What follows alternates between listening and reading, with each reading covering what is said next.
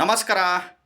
ನೋಡ್ರಿ, ಕೋಟ್ಯಾಧೀಶ್ವರರು ಎಸ್ಪೆಷಲಿ ಕೋಟ್ಯಾಧಿಪತಿಗಳು ಈ ಒಂದು ಕ್ಷೇತ್ರಕ್ಕೆ ವಾರಕ್ಕೆ ಒಂದು ದಿನ ಅಥವಾ ತಿಂಗಳಿಗೆ ಒಂದು ದಿನ ಕಂಪಲ್ಸರಿ ಈ ಕ್ಷೇತ್ರಕ್ಕೆ ಹೋಗ್ತಾರೆ.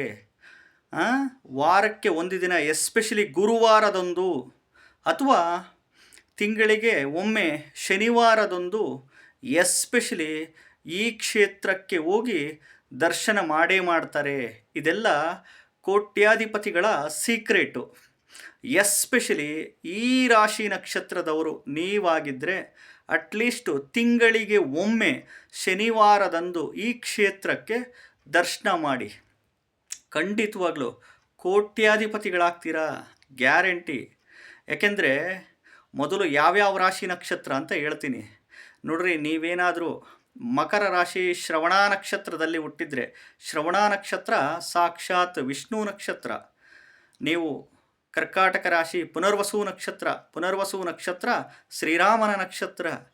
ವೃಷಭ ರಾಶಿ ರೋಹಿಣಿ ನಕ್ಷತ್ರ, ರೋಹಿಣಿ ಕೃಷ್ಣನ ನಕ್ಷತ್ರ. ವೃಷಭ ರಾಶಿ ಮೃಗಶಿರ, ಮಿಥುನ ರಾಶಿ ಮೃಗಶಿರ ಪದ್ಮಾವತಿಯ ಒಂದು ನಕ್ಷತ್ರ ಧನಿಷ್ಠ ನಕ್ಷತ್ರ. ಮಕರ ರಾಶಿ ಧನಿಷ್ಠ, ಕುಂಭ ರಾಶಿ ಧನಿಷ್ಠ ನಕ್ಷತ್ರ ವಸುದೇವನ ನಕ್ಷತ್ರ. ಈ ರಾಶಿ ನಕ್ಷತ್ರದಲ್ಲಿ ನೀವೇನಾದರೂ ಹುಟ್ಟಿದ್ರೆ ಖಂಡಿತವಾಗ್ಲೂ ನಿಮಗೇನಾದರೂ ಯಾವುದೇ ಗ್ರಹದ ದಶಾಭುಕ್ತಿ ನಡೀಲಿ, ದಶಾಭುಕ್ತಿಗಳಲ್ಲಿ 2ನೇ ಮನೆ, 4ನೇ ಮನೆ, 6ನೇ ಮನೆ, 7ನೇ ಮನೆ, 9ನೇ ಮನೆ, 10ನೇ ಮನೆ, 11ನೇ ಮನೆ ಬಂದಿದ್ದರೆ ತಿಂಗಳಿಗೆ ಒಮ್ಮೆಯಾದರೂ ಈ ಕಲಿಯುಗದಲ್ಲಿ ದುಡ್ಡು ಕೊಡೋ ದೇವರು, ಶ್ರೀಮಂತ ದೇವರು, ಕಲಿಯುಗದಲ್ಲಿ ಆರೋಗ್ಯ ಮತ್ತು ದುಡ್ಡು ಕೊಡುವ ಏಕೈಕ ದೇವರು ಇಡೀ ಜಗತ್ತಿನಲ್ಲಿ ಯಾರಪ್ಪ ಅಂದರೆ ಲಕ್ಷ್ಮೀ ವೆಂಕಟೇಶ್ವರ, ಲಕ್ಷ್ಮೀನಾರಾಯಣ. ತಿರುಪತಿ ತಿಮ್ಮಪ್ಪನ ಕ್ಷೇತ್ರಕ್ಕೆ ತಿಂಗಳಿಗೆ ಒಮ್ಮೆ ಶನಿವಾರ ಅಥವಾ ಗುರುವಾರದಂದು ಹೋಗಿ ದರ್ಶನ ಮಾಡಿ ಡಿಮ್ಯಾಂಡ್ ಮಾಡಿ ಕೇಳ್ಕೊಳ್ಳಿ. ಖಂಡಿತವಾಗ್ಲೂ ಭಗವಂತ ಕೊಟ್ಟೇ ಕೊಡ್ತಾನೆ. ಕಲಿಯುಗದಲ್ಲಿ ಆರೋಗ್ಯ ಮತ್ತು ದುಡ್ಡು ಎರಡು ಕೊಡುವ ಏಕೈಕ ದೇವರು ಯಾರಪ್ಪ ಅಂದರೆ ತಿರುಪತಿ ತಿಮ್ಮಪ್ಪ, ಲಕ್ಷ್ಮೀನಾರಾಯಣ, ಲಕ್ಷ್ಮೀ ವೆಂಕಟೇಶ್ವರ.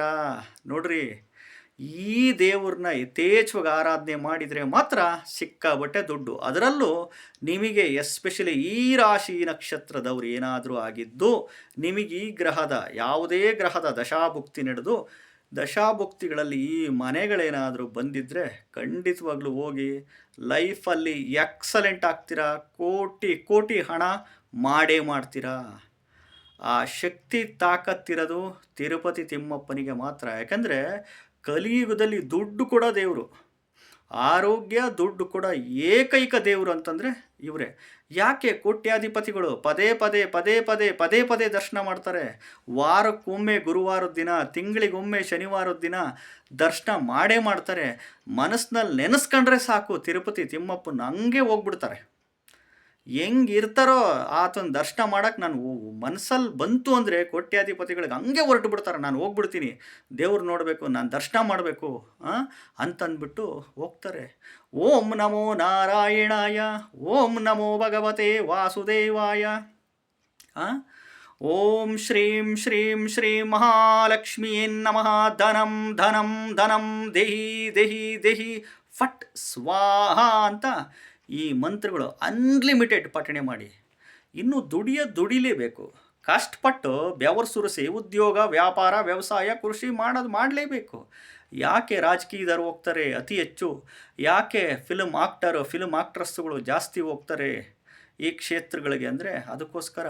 ಈ ಆರಾಧನೆ ಮಾಡಿದರೆ ಕಲಿಯುಗದಲ್ಲಿ ಖಂಡಿತವಾಗ್ಲೂ ಕೋಟ್ಯಾಧಿಪತಿಗಳು ಆಗೇ ಆಗ್ತೀರಾ.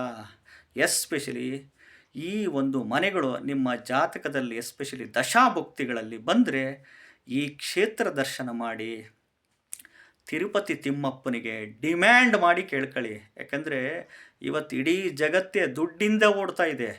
ದುಡ್ಡು ಬೇಕು, ನಾನು ಕೋಟಿ ಗಳಿಸ್ಬೇಕು ಅನ್ನುವವರು ಆಸೆ ಇದ್ದರೆ ಈ ಕ್ಷೇತ್ರಕ್ಕೆ ಹೋಗಿ ತಿರುಪತಿ ತಿಮ್ಮಪ್ಪನ ಡಿಮ್ಯಾಂಡ್ ಮಾಡಿ ಕೇಳ್ಕೊಳ್ಳಿ. ವಿಡಿಯೋ ಇಷ್ಟ ಆದರೆ ಲೈಕ್ ಮಾಡಿ.